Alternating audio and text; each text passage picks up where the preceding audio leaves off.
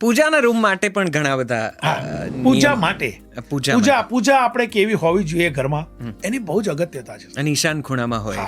હવે પહેલા તો આપણે શરૂઆત કરીએ ઘરની, તો 90% લોકો ઘરની અંદર જેવા એન્ટ્રી થઈએ સામે કાં તો ગણપતિજી મૂક્યા હોય કાં તો કોઈ ભગવાન, તો એ યાદ રાખવું બહુ જ જરૂરી છે કે મુખ્ય દરવાજાની સામે કોઈ પણ પ્રકારના ભગવાન ન હોવા જોઈએ.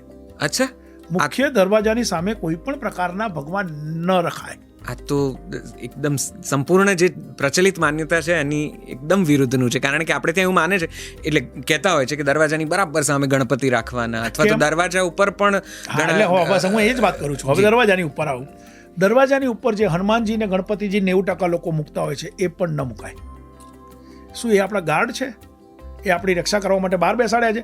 તમે આજ સુધીમાં એક પણ ઘેર એવું જોયું કે કોઈએ પોતાના બાળકોના ફોટા દરવાજાની બહાર મૂક્યા હોય? સાહેબ, દરેકે દરેક ભગવાનનું સ્થાન છે. ગણપતિજીને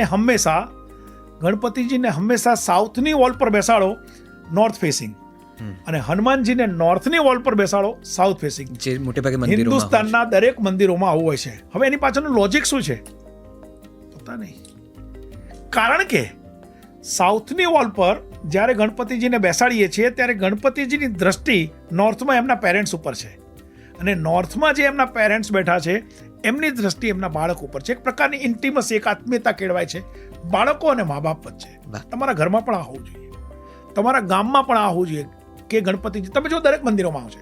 અને હનુમાનજીને જ્યારે આપણે હનુમાનજીને નોર્થમાં બેસાડીએ છીએ અને એની દ્રષ્ટિ સાઉથમાં હોય છે, તો સાઉથમાંથી આવતી કોઈ પણ બલા જે આપણા ઘર સુધી ન પહોંચે અને દાદાની દ્રષ્ટિમાં આવે, માટે આપણે દાદાને ત્યાં બેસાડીએ છીએ. તો તમારા ઘરમાં પણ એ રીતે હોવું જોઈએ.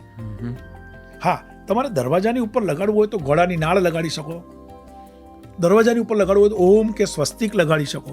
તમને એ ખબર છે, બહાર આપણે ગણપતિજીને હનુમાનજી લગાડીએ છીએ, કેટલા લોકો રોજ એને સાફ કરે છે, કેટલા ધૂળને બાવાઝાડા લાગેલા હોય છે, કેટલી જીવાતો એની ઉપર ફરતી હોય છે. ન કરો સાહેબ. અને એ બહુ તમને સાચી વાત કહું, 90% લોકોના સબકોન્શિયસ માઇન્ડમાં એ છે કે ભગવાનને અહીંયા મૂક્યા છે ને એટલે આપણે સાચું ખોટું જે કરીશું બચી જઈશું.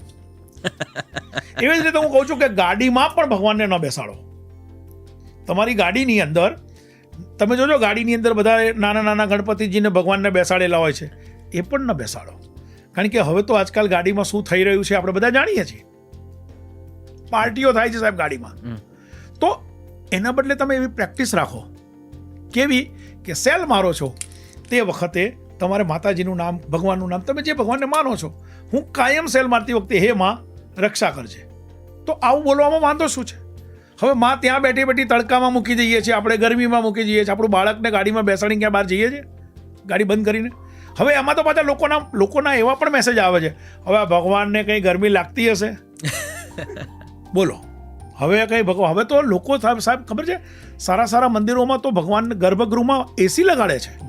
આપણે હંમેશા એવા સંસ્કાર સાથે મોટા થયા છીએ કે આપણી સાથે ભગવાન લાઈવ છે. રાઈટ. તો ભગવાનને હું હંમેશા કહું છું સાહેબ, હંમેશા કહું છું, આ જમાનામાં લોકો શું કરે છે, જગદીશની સાથે વ્યવહાર કરે છે અને જગતને પ્રેમ કરે છે.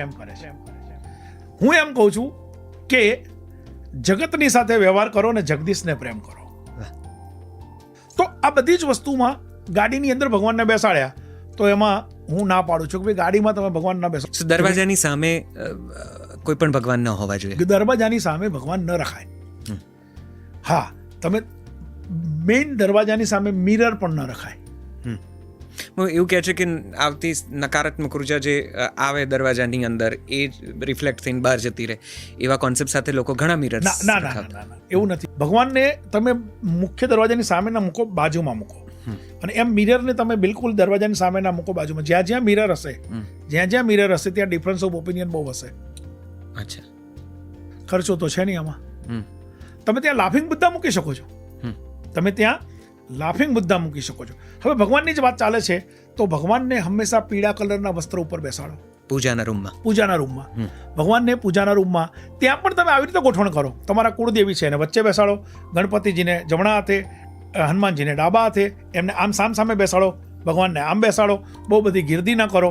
કદાચ માની લો કે શિવલિંગ મૂકવું હોય તો શિવલિંગનું જે મુખ છે એ નોર્થમાં હોવું જોઈએ. પીળા કલરના વસ્ત્ર ઉપર જ્યારે તમે ભગવાનને બેસાડો છો તો પીળો કલર એટલે વિદ્વાન કોઈ એવી વ્યક્તિ કે જે વિદ્વાન છે, કોઈ એવી વ્યક્તિ જે પંડિત છે, એની સાથે તમે ભગવાનને બેસાડેલા છે.